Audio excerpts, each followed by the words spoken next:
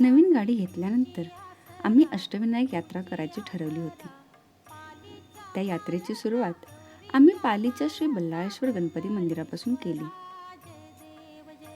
पालीचं हे श्री बल्लाळेश्वर मंदिर महाराष्ट्रातील अष्टविनायकांमधलं प्रमुख स्थान आहे. या मंदिराचं नाव एका लहान भक्ताच्या म्हणजेच बल्लाळाच्या नावावर आहे. त्याच्या अखंड भक्तीमुळे गणपती बाप्पा स्वतः इथे प्रकट झाले आणि त्यामुळे या मंदिराला बल्लाळेश्वर असं नाव मिळालं. बल्लाळेश्वराचं दर्शनाआधी धुंडी विनायकाचे दर्शन घ्यावे लागते.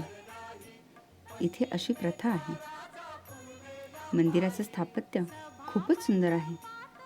मंदिराच्या प्रवेशद्वारावर 2 भव्य दगडी खांब आहेत आणि आतमध्ये गणपती बाप्पांची मूर्ती चांदीने सजवलेली आहे.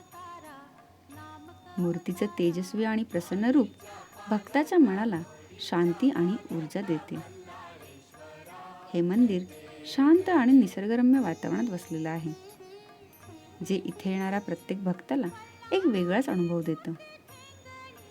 इथे येऊन गणपती बाप्पांच्या चरणी लीन होण्याने आपले सर्व संकट दूर होतात असं मानलं जातं.